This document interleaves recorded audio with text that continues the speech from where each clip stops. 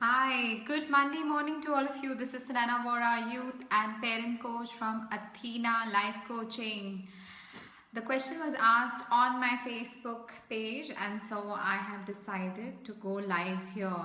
For all of you who have been following me for some time, just say hi or hello if you can hear me.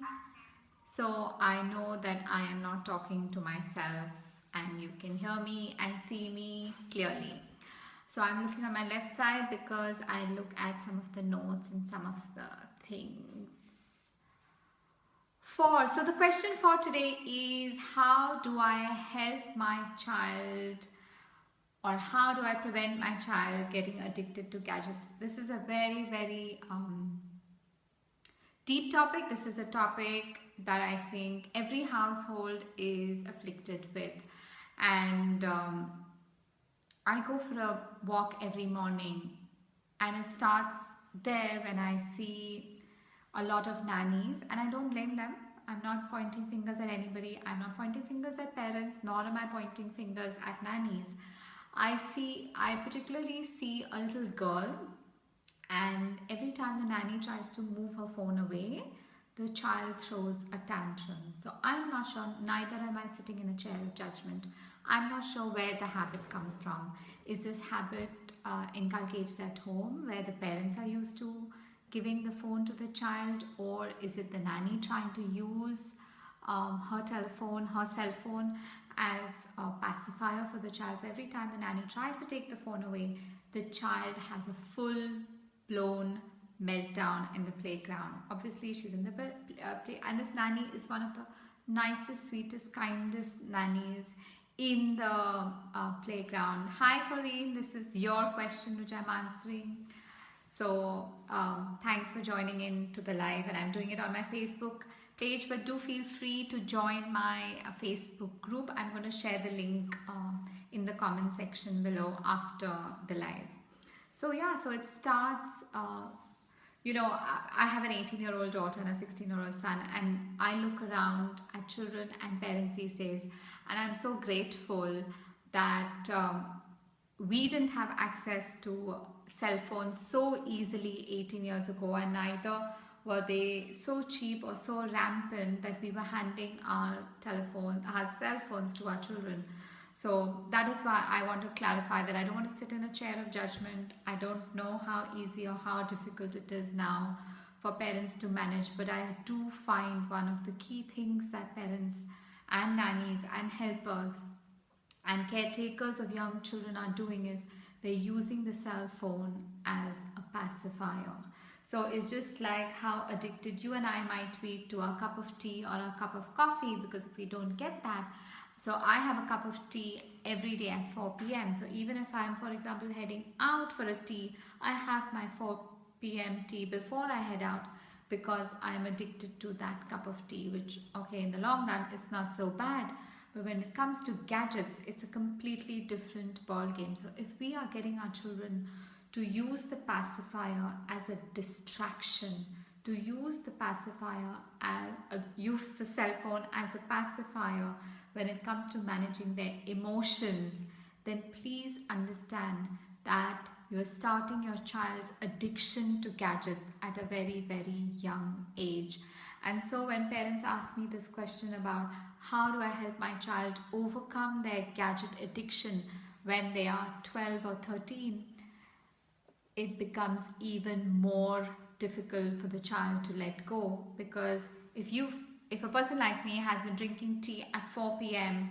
for the last 10 or 15 years, honestly, if I don't have my 4 p.m. tea, I end up with a headache. So here we're talking about a child, a toddler, or a young child who's been so addicted to their gadget and to playing certain number of hours to their gadget that when you take the gadget away, they actually have a physical reaction.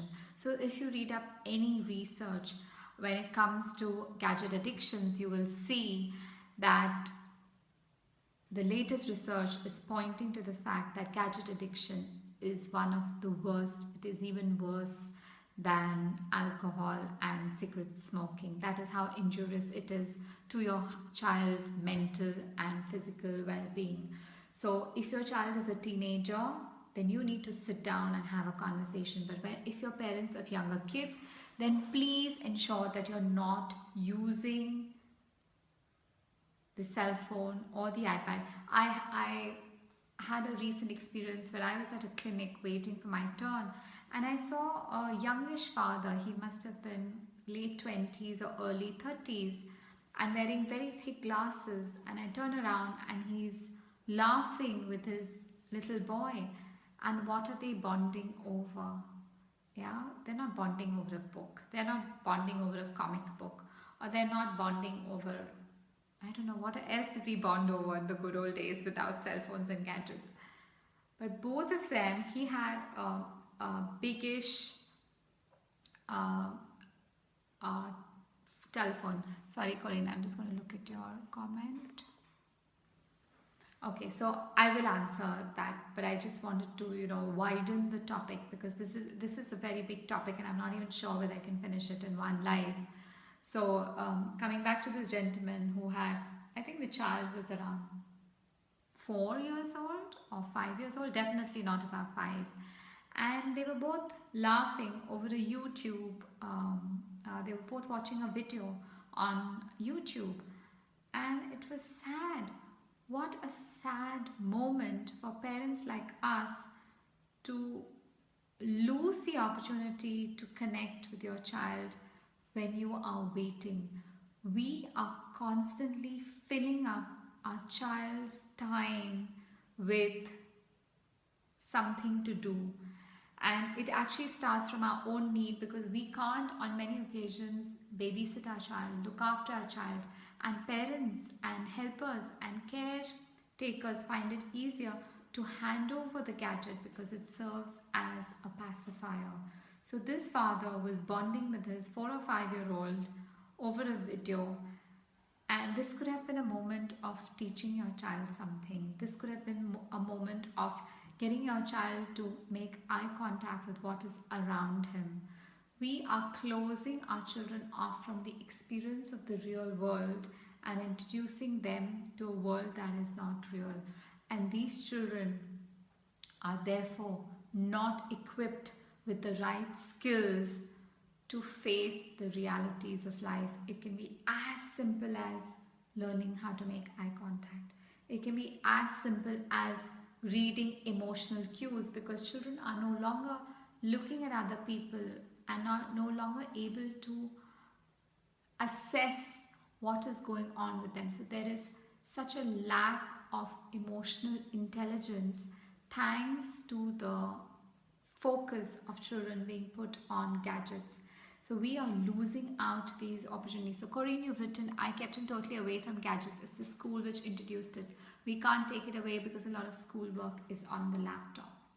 So Corinne, maybe you need to go to the school. How old is your child? You've not mentioned this anywhere. So how old is your child? It will be helpful if I can know the age of your child. And so starting from toddlers, it is important for us as parents to ensure that if we are not present, if you're working, then the caretaker is given more authority to manage your child in terms of like this. I literally want to go to this particular child's parents and say, you've got a lovely nanny, but your child throws such a tantrum on the playground that it's difficult even for the nanny to manage. So can you give, I see the nanny come to the playground. None of the nannies come with a single toy. You know what it says about these times, so sadly, is not one of these nannies. So I see an average of 8 to 10 kids, toddlers in the morning. Not one of them has a ball. I mean, wouldn't it be normal for toddlers to be rolling the ball on the... So some of them are actually crawling on the playground, which is great, healthy.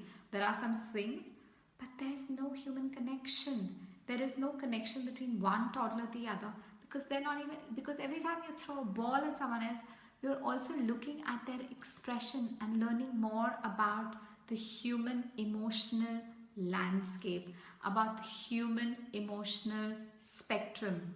And your children are sadly missing out on this because you've handed them the pacifier. Oops, no, you've handed them that gadget.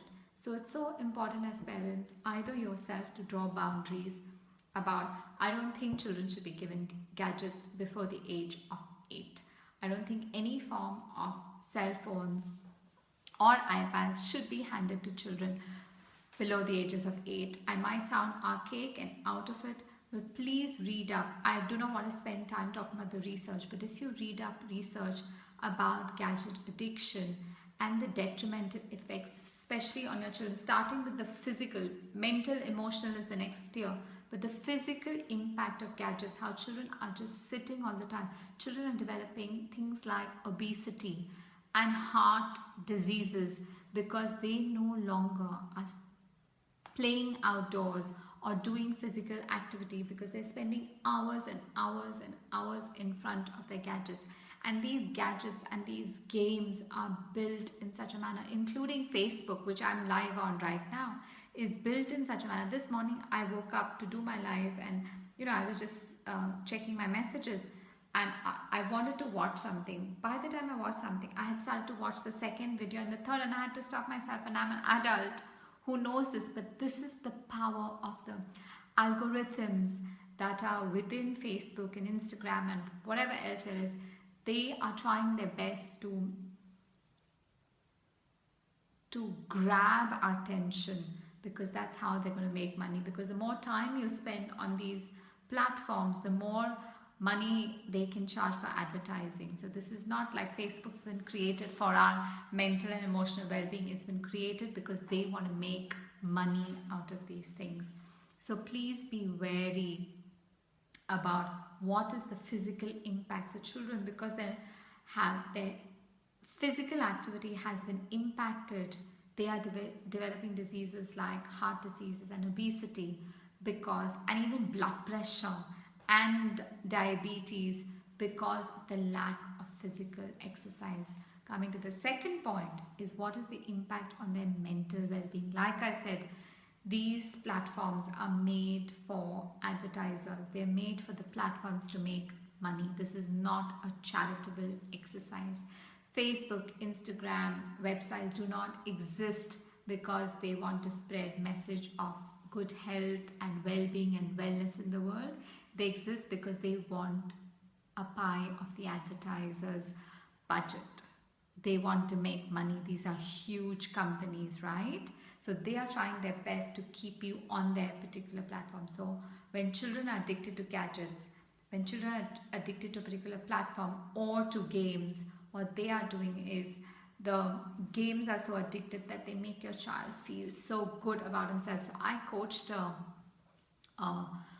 boy. He was, I think, 14 or 15 years old, and when he sat in front of me, he lacked self-confidence. He could not make eye contact, and his self-esteem was low. And then he started to speak about his addiction to gaming, and how he had plans of, I don't even understand what he was trying to tell me, so I might be saying the wrong thing, but he was planning to make a video of the games he used to play, and then he would put that video on YouTube, and then he would get people to like it and comment on it, and then it would go up, and then he would win a prize or win a medal or win something, a trophy from the gaming makers, and he would score well. So I mean, I might be just paraphrasing it all completely wrong, but when he spoke about that, he lit up. You could see his self-confidence, you could see his self-esteem roar, but where was that self-esteem and self-confidence? That was in the online world. So he said to me that, yes, I can't make friends, yes, I can't talk to people, yes, I'm not good at making eye contact, but when I play games, when I'm online, when I win these games, and when I score well, I feel good about myself. I feel like I'm a superhero.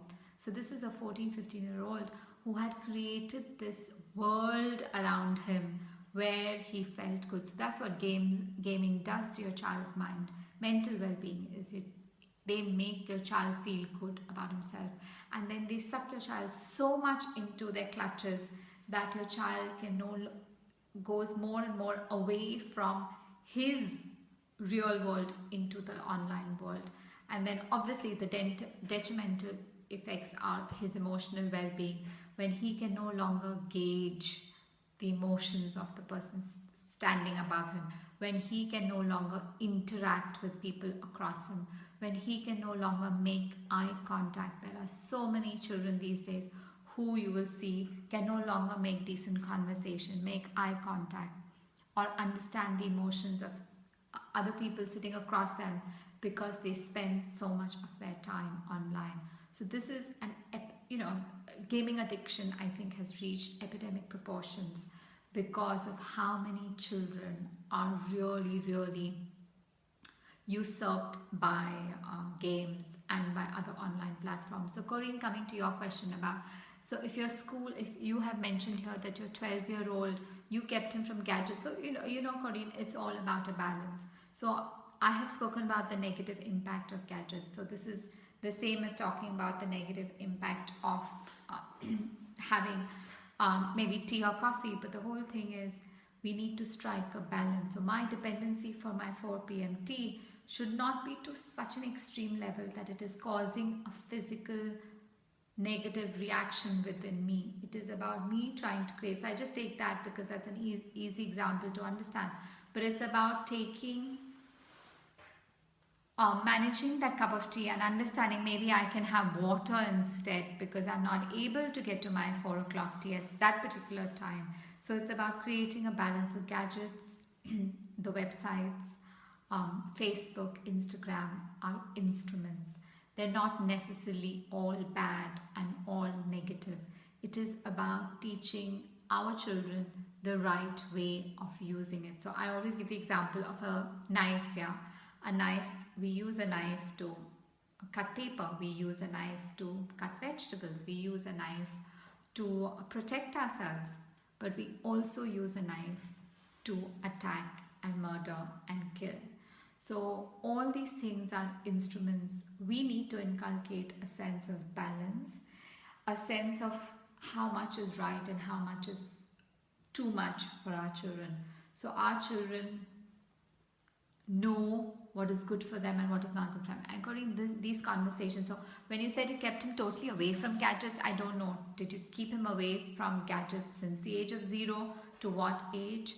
So the other day I was having a conversation with another mother and she said she had a friend who was so much into healthy eating that she would not indulge her kids at all. They were never given cake at home, they were never given donuts, they were never given any sugary products at home because the mother was all about healthy eating. And when these children went to somebody else's birthday party, they would have 4 pieces of cake, they would devour the donuts, they would devour anything that was sweet because that is what children enjoy in birthday parties. So you can control what's happening in the home front, but you can't control what's out. So this lady was so much into healthy eating that she didn't expose her children to the taste of cake and donuts, that when they went out, they went absolutely ballistic. So the whole point of gadgets, I don't think that gadgets just like a knife. I think my telephone is now allowing me to do this live.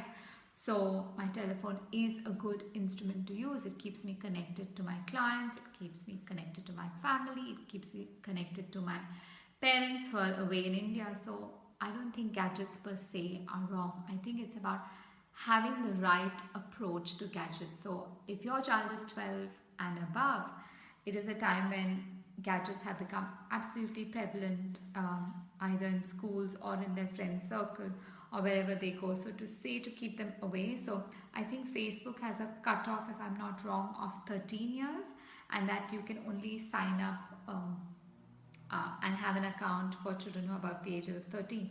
So we decided for our children also to adhere to the rules and regulations of Facebook, so that firstly we as a family try to follow as many rules as possible, and we showed our kids that Facebook did not allow them. If there's something they really needed to look, they could use my account. My husband, I don't think, even has an account, so I'm the only one who has an account, and my account is anyway more related to my work. I don't have anything personal on my Facebook page.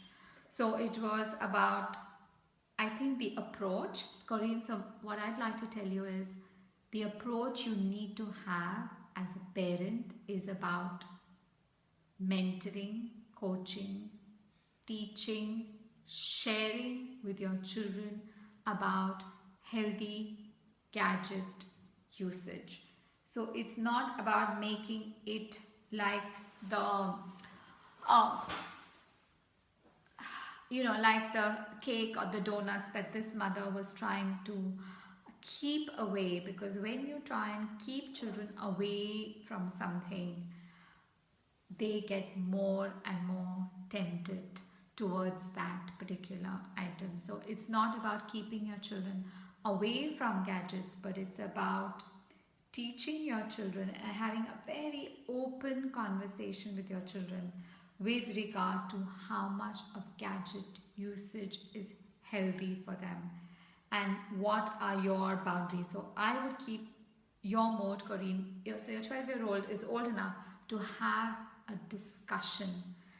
You could also go to the school and ask the school what is the kind of homework they expect from your child, how much of that homework is online, what is the kind of time your child needs to give for that homework, and begin to gauge. So obviously you can't do that for every piece of homework, but given your child's age, there is a certain amount of homework that will be given to your child, and there is an amount of research that is given to your child. So you can go to school and speak to their class teachers and ask whether it is a requirement of an hour or 2 hours.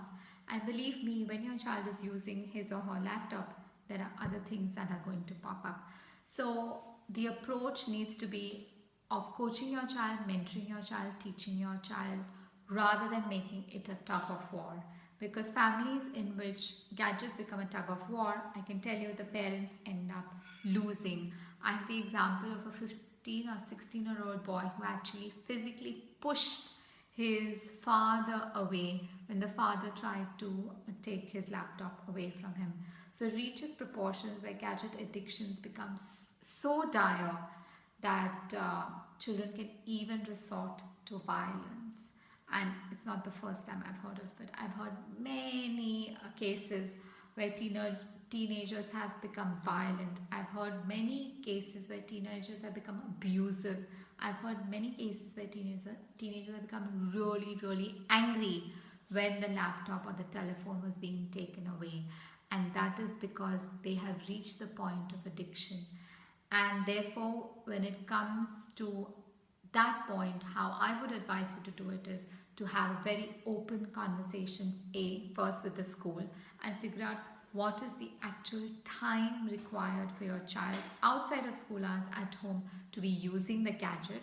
And then secondly, speaking to your child and building an open bridge of communication, and also building trust with your child about about how much of time he requires. And then say, for example, I tell my children, when you're sitting on your table, on your desk, and you're using your computers, I assume, because that's all I can do, I have an 18-year-old and 16-year-old, I assume that you're studying. But when you're on your bed with the laptop, so my daughter does art, so when she's doing her art or when she's painting, she's watching some episodes, which is fine. It's loud, I can hear it. I know recently she has started watching Grey's Anatomy. I actually sat and watched it with her and I couldn't deal with all the blood, so I said, no thank you. So that's what she's doing. And I tell my son that when you're sitting on the bed, I assume that you're chilling out and watching whatever it is. At the age of 16 or 18, we've already had this conversation, what is healthy, what is not. We thankfully live in a country like UAE where we know that a lot of the wrong sort of websites and access points are blocked. But I pity parents like you but I know that there are a lot of apps that you can download that ensure that your children are not browsing the wrong sites. So please find that out. I do not have accurate information, but I know 100% that there are applications that you can download for your children not to be able to access certain websites. And so speak to your child's school, speak to your child and ask him how much of time, and speak to your child about the pros and cons about the time they spend. So have a healthy discussion. Saying that, besides talking about gadget addiction and gadgets, it's so important for you as a family, as parents, to have a healthy family life where going out to the beach, going out to the parks, going out to play becomes part of normal family life. Because when your children, so we live in Dubai and it's hitting summertime, so as it becomes hotter and hotter, children tend to stop going outside so much to play and are more indoors and spending more time on their gadgets. So this is the time to have a conversation about what you as a family can do, can take up as a hobby, as a board game. So it's so important for you to inculcate habits at home for your entire family. So more rather than a lecturing and negative approach, I'm asking you to take on a mentoring and teaching and coaching approach with your children, because gadgets are here to stay. iPads are here to stay. Laptops are here to stay. Telephones are here to stay. And sooner or later, maybe your child is 12, but by the time he's 13, 14 or 15, you will have to succumb even more. So what is important for you right now is to educate your child with regard to what is good for him, what is not good for him. Talk to him about the negative physical impact. Talk to him about the negative mental impact. Talk to him about the negative emotional impact. After doing all of that, it's important for you to design your family life in such a manner that there is a lot of opportunity for you to go out as a family. This is not only about pushing your child out. This is for you to role model how much of physical activity you undertake, for you to go to the gym with your child, for you to go to the beach with your child, for you to play board games with your child indoor. So that needs to be inculcated. And also about having clear-cut boundaries about timing that your children can indulge in with the gadget. So let's say 6 to 7 p.m. every evening is gadget time, so that there is no toing and froing about it. So when I say gadget time, I mean play time. I don't mean the research and studying part.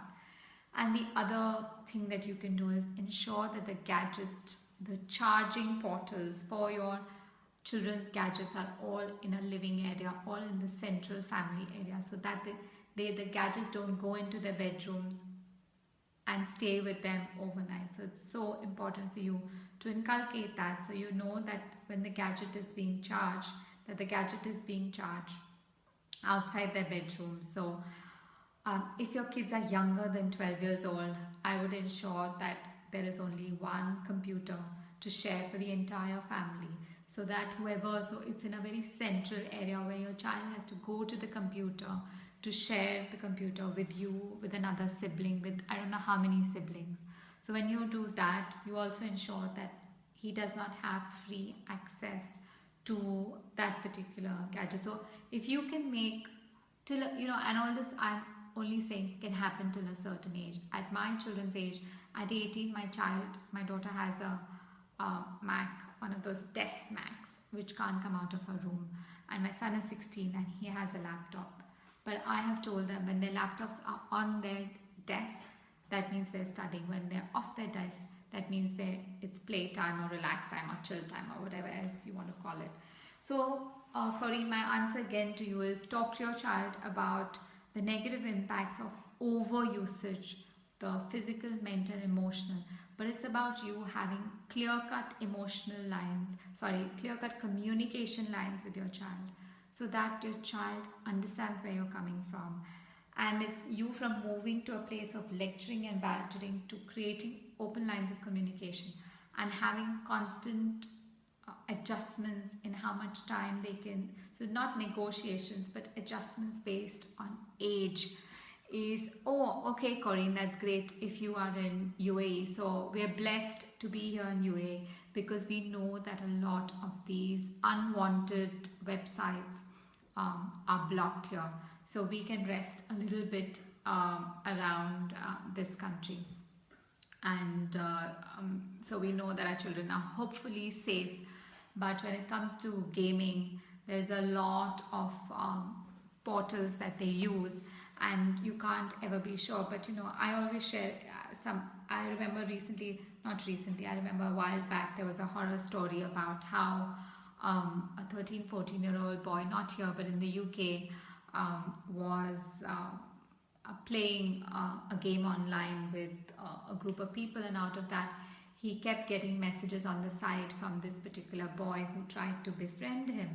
And then eventually this boy sent and then his mother got really suspicious because he was spending more time than necessary online, and once or twice the mother caught this particular ex-person, whoever it was, I think an older boy. Her son was 14 or 15 and this older boy was, I think, 19 or 20, and he was playing online with these other 14-15-year-olds.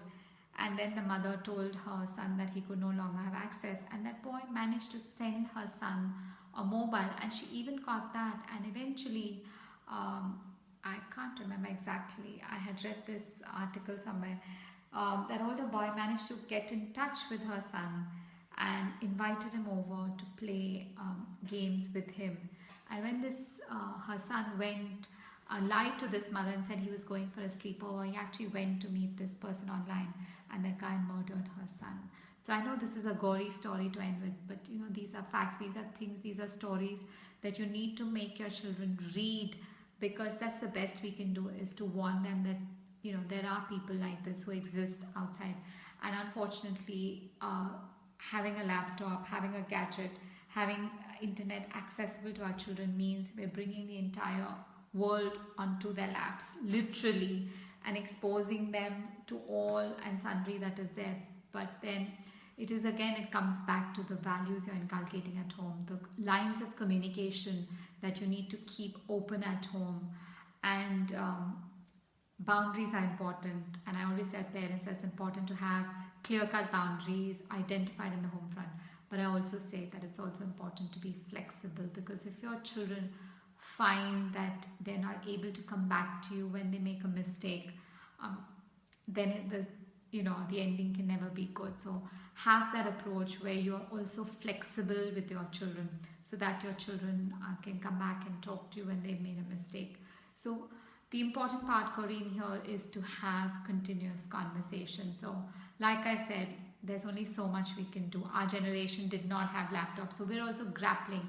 I don't think, I go to so many social occasions and I see women taking their phones out, talking in the middle, checking their WhatsApp, and I find we no longer means there isn't any written decorum when it comes to how we're supposed to use our cell phones. So we're also discovering this as adults in our generation, because like, I know a lot of families who allow gadgets at the dining table, and the parents I coach who come to me, I'm like, the first thing that needs to eliminate it from the dining table is gadgets. Even like yesterday I coached a lovely couple, and the father says his entire business and life depends on his phone, and he says, sometimes I take the phone to the dining table and my children complain, and I said, they're right when they're complaining. There is nothing more important than sitting down and having a meal with your children. So your work is of no value if you're not able to devote 45 minutes to an hour to your children without gadgets. So what kind of role models are we being for our children also? So that's also important. What is your child seeing you constantly on? So coming back to my morning walk, when I'm walking in the morning, a lot of the helpers are on their own gadgets, and the children, the toddlers that they're supposed to be taking care of, are wanting that eye contact, are wanting. Children, babies and toddlers are all about attention. The more attention you give them, the more they feel good and loved about themselves. So it applies to older children also. It's about how much are you willing to invest in your teenager in terms of taking him or her out, spending time, talking about a book, talking about a movie, watch a movie together. So it's about how much of family time you're committing to, because you can't say you want to take away a gadget and not give anything back. So I also said my addiction to a cup of tea at 4 p.m. I would then need to have a cup of hot water, warm water, or a drink or something, so that that addiction is taken care of. So it's not just about creating a blank space suddenly. Maybe you can put in meditation if you're brave enough, or spend some time playing a board game with your child. The other day I took my son for a coffee, because we had an hour in between picking him up and my daughter, and he wanted to spend time with his friends, and I said, no, you've got to come with me because I've got this 1 hour. And he turned around and he said, you just want to kill that 1 hour with me. So you see what even in my case, I'm not a perfect parent. So what is my son thinking about me, that my mother is trying to kill time? I said, no, sweetheart, I want to spend time with you. And when my husband went to pick him up from another class later on, he says, oh, he was in a very good mood today. I said, yeah, because mom and son went on a coffee date. So it's about what are you willing to invest in your child when you take away that gadgets. That's the thought I'd like to leave you with today, is when you are taking the gadget away from your child, or when you are putting in boundaries in place with your children, what are you in place of that time with the gadget or their time playing the game putting instead? Because a lot of parents are afraid of giving their children so much of time because they themselves have so many things on their plate. So it's not just about taking away your child's gadget, but it's also about what are you willing to invest instead for that time. So I hope that answered your question, maybe not completely directly, but at the end of the day, the responsibility for everything when it comes to younger children does lie with the parents. It's also about what is the family environment you're creating. So it's not just a gadget addiction problem. It's a lot to do with the boundaries. It's a lot to do with how you communicate with your children. It's also a lot to do with how you make your child feel.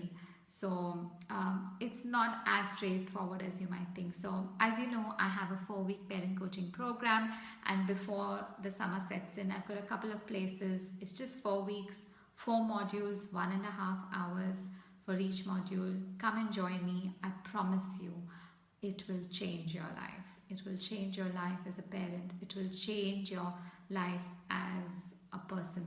Corinne, please do mention in the comments below whether I was able to answer your question and what did you learn. I'd love to hear back from you. Take care. That's all from me today. Bye-bye.